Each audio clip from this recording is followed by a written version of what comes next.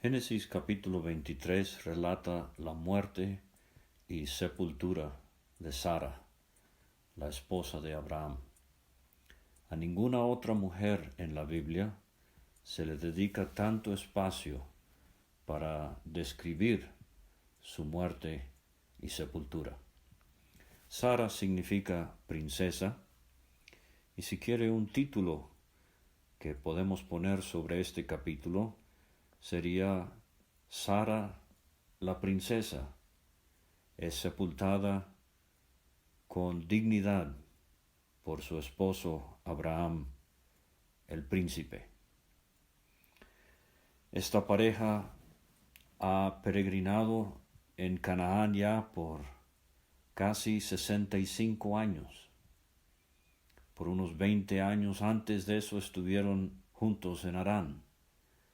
No sabemos cuánto tiempo estuvieron casados ya en Ur de los Caldeos. Pero ha sido una larga trayectoria y ahora Abraham, el patriarca de 137 años, sepulta a su esposa Sara de 127 años. A diferencia de todas las otras mujeres en la Biblia, aún, por ejemplo, el caso de María, Sara es mencionada como ejemplo a seguir.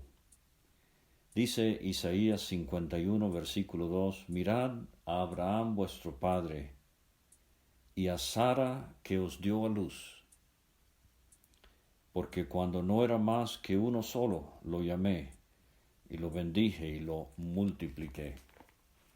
El apóstol Pedro en su primera carta, capítulo 3, en el contexto de mujeres cristianas que tratarán de ganar por su conducta a sus maridos que no son creyentes, Pedro habla de la sujeción al marido, y él dice en el versículo 6, como Sara obedecía a Abraham, llamándole Señor, de la cual vosotros habéis venido a ser hijas, si hacéis el bien, sin temer ninguna amenaza. Y como hemos visto ya, el matrimonio de Abraham y Sara no fue perfecto, tuvieron sus dificultades y cometieron errores y sufrieron consecuencias por esto. Pero a pesar de todo esto, el Espíritu Santo resalta a Sara como un ejemplo para nuestras hermanas en la fe.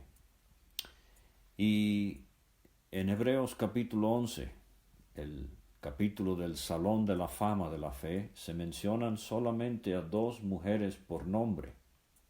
Rahab, que fue rescatada de la ciudad de Jericó, y Sara.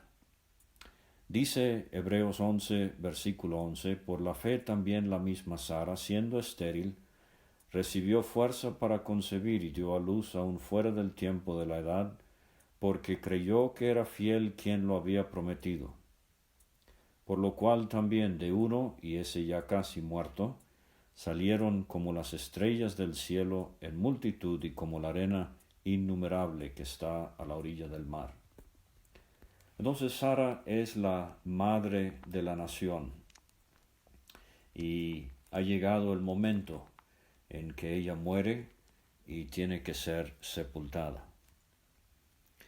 Fíjese en el capítulo, cuando lo lea con más detalle, las veces que Abraham se refiere a ella como mi muerta, y los hijos de Ed imitan a Abraham y le hablan a él acerca de tu muerta.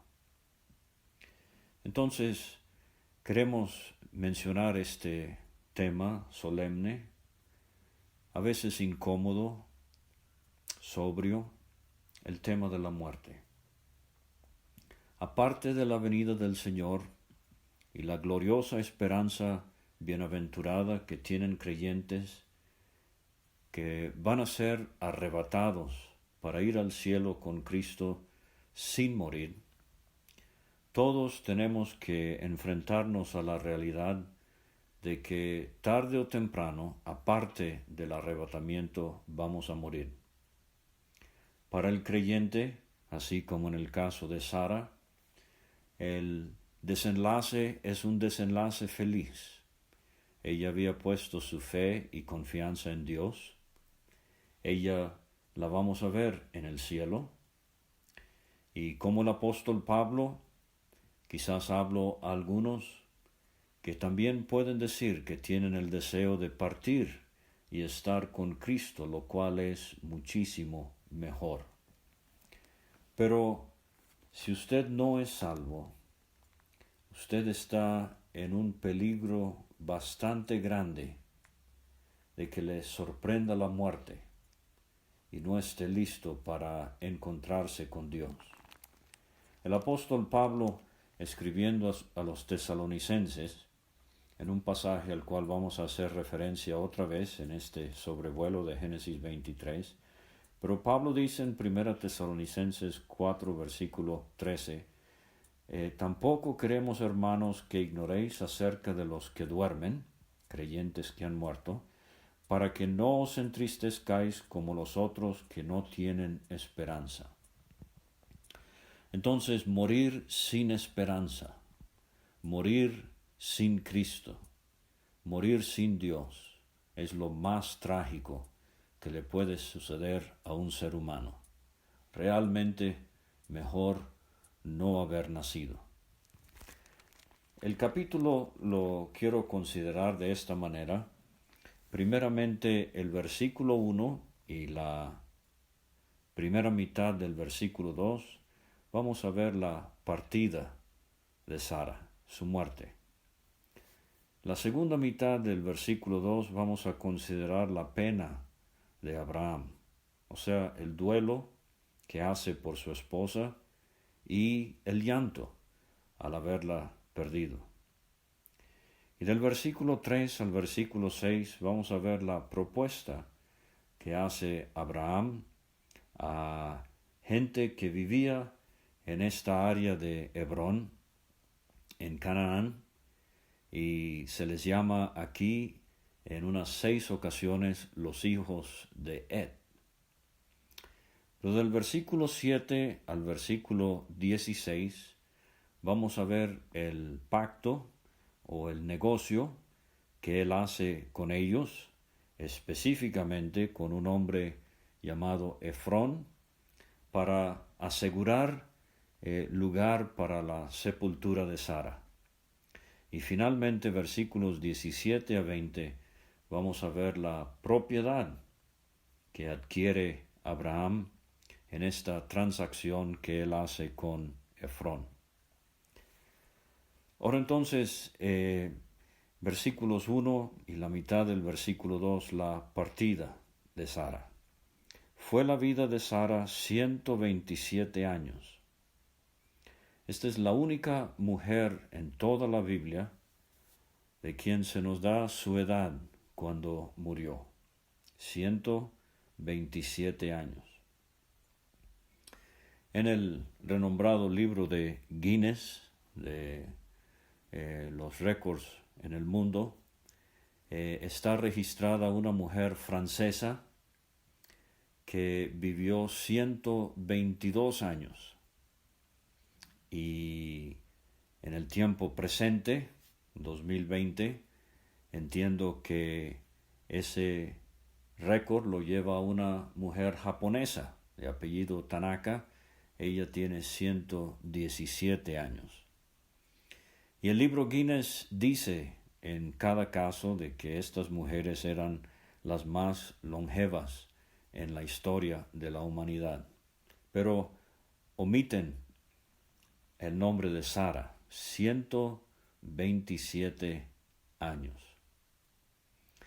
Como hemos dicho ya, es una princesa. Recuerde que aún a los 90 años de edad, Abraham tuvo que mentir para protegerla de hombres que quizás se interesarían en ella. Entonces dice, tantos fueron los años de la vida de Sara. Ahora ella vivió una vida muy larga. Quizás no todos lleguemos a vivir vidas tan longevas. Isaac va a decir más adelante aquí en el Génesis, no sé el día de mi muerte. Por eso repito, prepárate para venir al encuentro de tu Dios, dice Amós 4:12. Y murió Sara en Kiriat Arba, que es Hebrón, en la tierra de Canaán. Hebrón significa comunión. Y aquí está una mujer de fe, una mujer que ha confiado en Dios, y ella muere en el lugar que significa comunión. Quiera Dios que todos mis oyentes, y el que habla se incluye también, que al momento de morir estemos disfrutando comunión con Dios. Me viene a la mente ahorita, hablando de mujeres que vivieron vidas muy longevas, allá por el año 1975-76, cuando se celebraba el bicentenario de Estados Unidos. El presidente Ford estaba allí presente en este acto y presentaron a la que era la mujer de más edad en Estados Unidos en ese tiempo. Era una mujer de color. Y le pasaron el micrófono y le dijeron, ¿podría usted decirle algo a la nación el día de hoy? Y ella dijo, ¿puedo cantarlo? Le dijeron, claro que sí. Y con una voz fuerte, ella empezó a cantar, Sublime gracia del Señor, que un infeliz salvó. Fui ciego, mas hoy miro yo, perdido, y Él me halló. Y cuando en Sión por siglos 1000 brillando esté cual sol, yo cantaré por siempre allí su amor que me salvó. Va a ser fabuloso encontrarnos en el cielo con creyentes como Sara y disfrutar esos años interminables de la eternidad, si puedo decirlo de esa manera, y compartir historias de las experiencias aquí sobre la tierra. Ahora entonces la pena de Abraham o el dolor, la aflicción que él siente al perder su esposa. Vino Abraham a hacer duelo por Sara y a llorarla. Ahora parece que esta expresión nos hace ver que Abraham no estaba presente cuando murió Sara. Vino Abraham a hacer duelo por Sara. ¿Será posible que Sara murió sola? Isaac tampoco es mencionado en este capítulo y vamos a ver el significado de esto, típicamente hablando, al final de nuestros comentarios sobre el capítulo 23.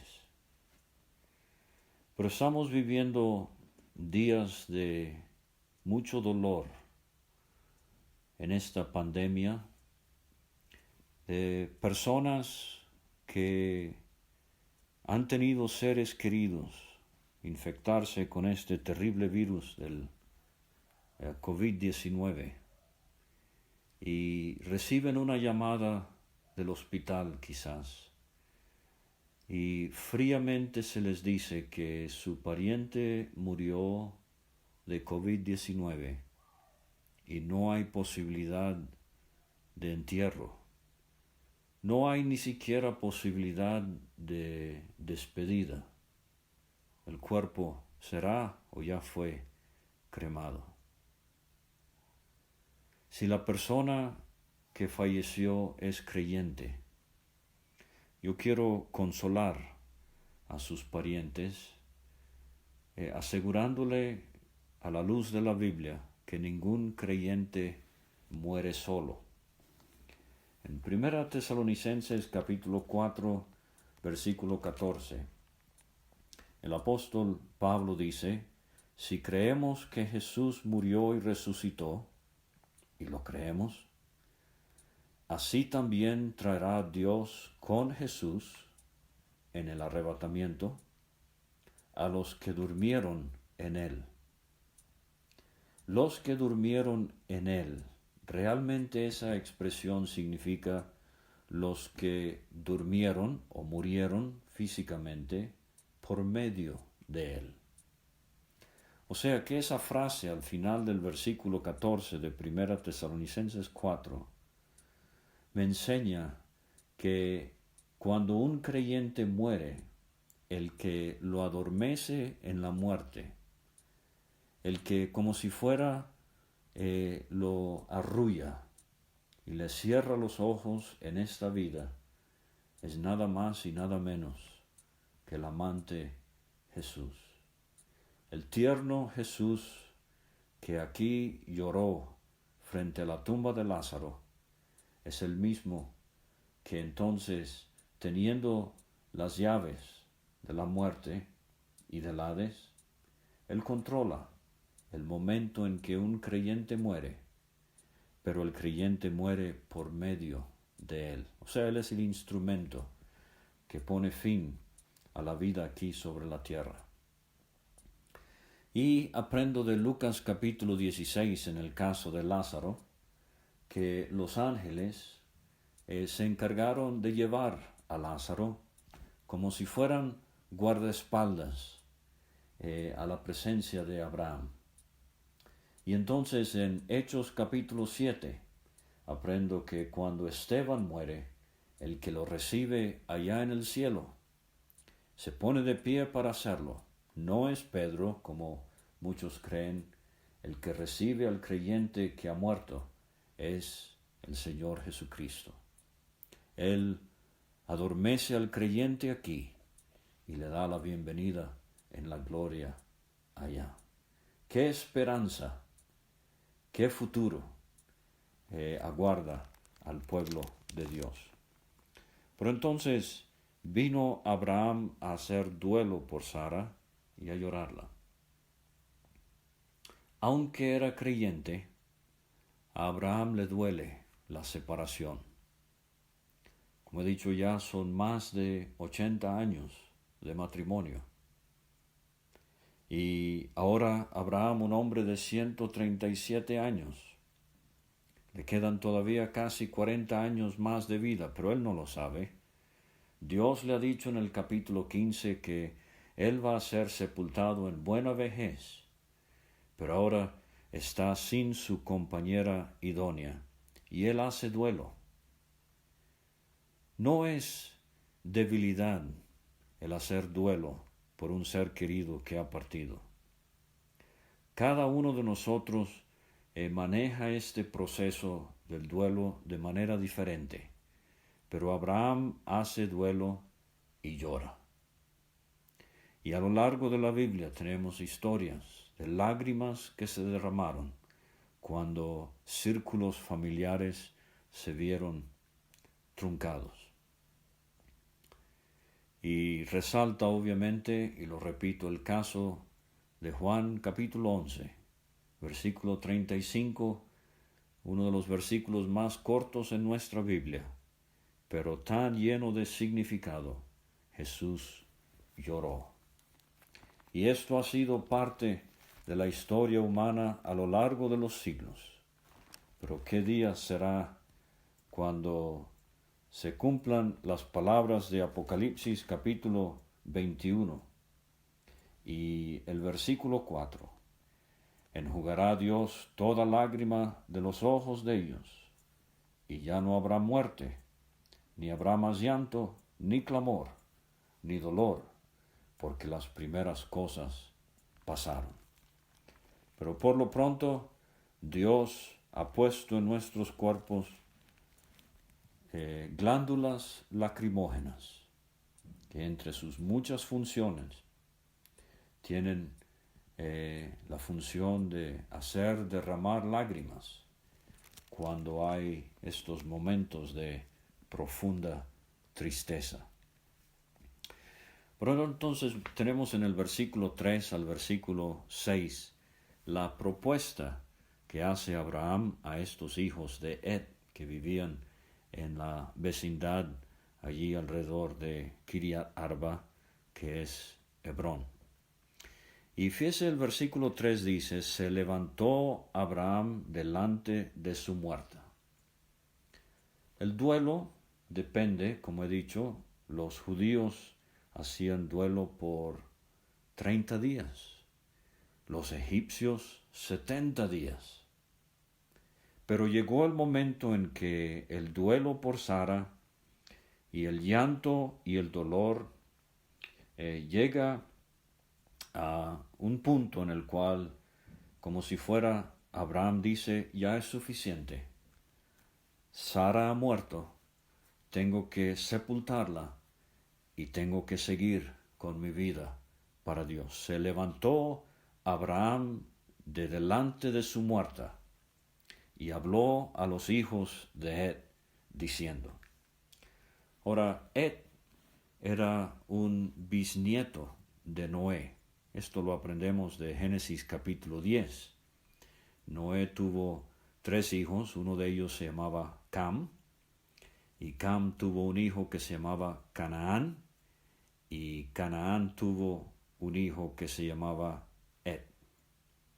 Entonces ellos habitaban esta parte de Canaán, y aprendimos cuando vimos el capítulo 10 y la tabla de las naciones, que los descendientes de Cam no solamente emigraron hacia partes del África, pero también a áreas de Canaán. Y aprendemos que, por ejemplo, en el capítulo 27 de Génesis, Rebeca le dice a Isaac, tengo fastidio por las hijas de Ed. Y ella no quería que Jacob se casara con una de ellas, y por eso Isaac manda a Jacob lejos. Y en Deuteronomio capítulo 7 leemos de los heteos en Canaán. Entonces, aquí está Abraham entre esta gente incircuncisa, ajenos al pacto que Dios había hecho con Abraham.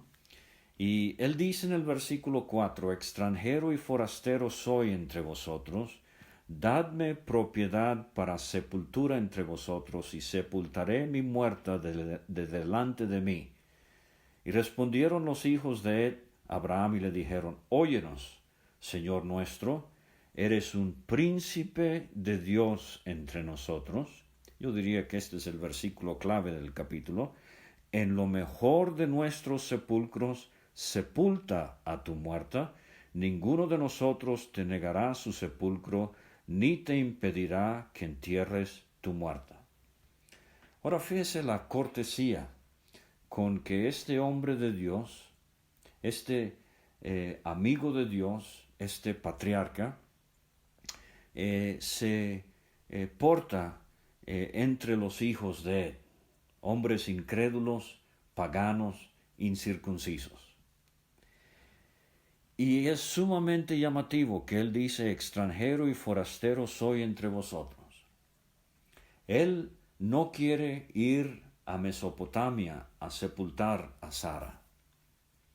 Él dice, de hecho, Hebreos capítulo 11, que si quisiese, él tenía tiempo para volver allá, pero no lo hizo. ¿Por qué? Este es un tremendo acto de fe que está mostrando Abraham en querer sepultar a su esposa en la tierra que Dios le ha prometido como herencia. Y como vamos a ver, esta va a ser la primera propiedad de Abraham en la tierra de Canaán, un lugar de sepultura. O sea, es un acto de fe. Él está echando mano de todas estas promesas que Dios le ha hecho. Extranjero y forastero soy entre vosotros. Todos somos extranjeros y forasteros. Vamos de paso. Pero, de nuevo, la gran pregunta es si estamos listos para el gran salto a la eternidad cuando llegue el momento de la muerte. Ahora, del versículo 7 al versículo 16 tenemos el pacto, el negocio, y que hace Abraham con los hijos de Ed, y en particular con Efrón, el hijo de Zoar. Y es una descripción muy exquisita de la manera en que estos beduinos de la antigüedad, y tenemos remanente de esto hasta el día de hoy, cómo negociaban un trato. Dice el versículo 7, Abraham se levantó y se inclinó al pueblo de aquella tierra, a los hijos de Ed, y habló con ellos diciendo, si tenéis voluntad de que yo sepulte mi muerta delante de mí, oídme e interceded por mí con Efrón, hijo de Zoar, para que me dé la cueva de Macpela, que tiene al extremo de su heredad, que por su justo precio me la dé, para posesión de sepultura en medio de vosotros. Este Efrón estaba entre los hijos de Ed, y respondió Efrón heteo a Abraham en presencia de los hijos de Ed, de todos los que que entraban por la puerta de su ciudad, diciendo, o sea, este es un acto que se va a celebrar legalmente con testigos. Abraham y Efrón empiezan a negociar. Y dice Efrón, no, señor mío, versículo 11, óyeme, te doy la heredad y te doy también la cueva que está en ella, en presencia de los hijos de mi pueblo te la doy, sepulta tu muerta. Ahora, él usa varias veces la expresión te doy, pero obviamente no tenía pensado regalárselo. Esta era la manera en que estaban negociando, yo te doy, pero obviamente se entiende que tú me vas a dar por lo que te voy a dar.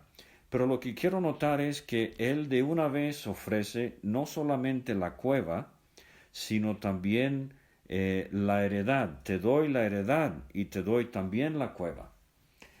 La costumbre entre estos beduinos era que no se podía vender solamente una parte de la heredad, sino el dueño tenía que pagar impuestos año tras año por toda la propiedad. Entonces Efrón se quiere deshacer no solamente de la cueva, sino de toda la heredad. Y dice el versículo 12, entonces Abraham se inclinó delante del pueblo de la tierra y respondió a Efrón en presencia del pueblo de la tierra diciendo antes, si te place te ruego que me oigas, yo daré el precio de la heredad, tómalo de mí y sepultaré en ella mi muerta. Respondió Efrón a Abraham diciéndole, Señor mío, escúchame, la tierra vale 400 siclos de plata. ¿Qué es esto entre tú y yo? Entierra pues tu muerta. Entonces Abraham se convino con Efrón, no regateó más. Abraham aceptó el precio de 400 siclos de plata, y dice, y pesó Abraham a Efrón el dinero que le dijo en presencia de los hijos de Ed, 400 siclos de plata de buena ley entre mercaderes. Ahora la pregunta se hace, ¿no fue esto un precio exorbitante? 400 siclos de plata para esta heredad y la cueva para sepultar a Sara. Y la respuesta parece ser que sí. En el capítulo 20, Abimelech le dio a Abraham 1000 monedas de plata para apaciguar la situación tan tensa que habían vivido allí. Tenemos, por ejemplo, el caso de Jacob en el capítulo 33. Él compra una heredad en la tierra, en Siquem, por 100 monedas. La expresión allí es 100 quesitas. Quizás una moneda valía una oveja. El otro caso de compraventa de bienes raíces lo tenemos en Jeremías, capítulo 32, cuando Jeremías, en el umbral de la invasión de Babilonia, queriendo ser ejemplo de lo que él mismo predicaba y fomentar confianza entre el pueblo de Dios, él compra una heredad por 17 siclos de plata. El otro caso que debería haber mencionado es David, cuando lo del censo y la plaga, él compra de Arauna, la era, por 50 piezas de plata. El caso más famoso, más trágico y triste es el de Judas. Él traicionó al Señor Jesucristo por 30 monedas de plata, 30 piezas de plata, y con ese precio se compró Acéldama, el campo de sangre, el campo del alfarero. Ese precio es un precio incontable, incalculable, la vida de Cristo y la eternidad de Judas en la condenación. Pero entonces, Abraham estaba dispuesto a pagar lo que fuera para comprar una sepultura para su princesa. Dice el versículo 17 al 20, aquí tenemos la propiedad adquirida. Quedó la heredad de Efrón, que estaba en Macpela, al oriente de Mamre, la heredad con la cueva que estaba en ella, y todos los árboles que había en la heredad y en todos sus contornos. Abraham iba a regresar allí. De hecho, él va a ser sepultado en esta cueva. Isaac y Rebeca también van a ser sepultados aquí, así como Jacob y Lea. Raquel, ella fue sepultada cerca de Belén. Pero estas tres parejas de patriarcas tendrían lugar de sepultura. Entonces Abraham está previendo, está organizándose para el futuro, y no tiene nada de malo que un creyente haga lo mismo el día de hoy. Dice el versículo 18, como propiedad de Abraham, como he dicho, es la única propiedad que Abraham ahora tiene en la tierra prometida, en presencia de los hijos de él y de todos los que entraban por la puerta de la ciudad. Después de esto sepultó Abraham a Sara su mujer en la cueva de la heredad de Macpela al oriente de Mamre, que es Hebrón, en la tierra de Canaán, y quedó la heredad y la cueva que en ella había de Abraham como una posesión para sepultura recibida de los hijos de Ed. Macpela significa doble, y no sabemos exactamente por qué, pero se ha sugerido que quizás era una doble cueva, una cueva con dos bocas. Y esto me hace pensar en la sepultura de creyentes, cuando la tierra como si fuera abre su boca para recibir el cuerpo. Pero creyente, recuerde, Macpela podría ilustrarnos el hecho de que habrá una resurrección. La tumba se va a abrir cuando venga Cristo, y la tierra tendrá que entregar este cuerpo en resurrección, y el creyente se irá para estar para siempre con el Señor. Ahora, la última cosa que quiero notar en cuanto al capítulo 23 es la ausencia de Isaac. Lo vimos por última vez sobre el altar en el capítulo 22, y lo vamos a ver otra vez cuando él venga del sur por su esposa Rebeca. Entonces es una hermosa figura de la edad en que vivimos. Cristo vino y Él vive, pero nuestra vida está escondida con Cristo en Dios. No podemos verlo. El mundo no lo ha visto. Él está físicamente ausente, pero como veremos en el capítulo 24, Él va a venir otra vez. Y el Señor nos ayude a anhelar y a amar su venida.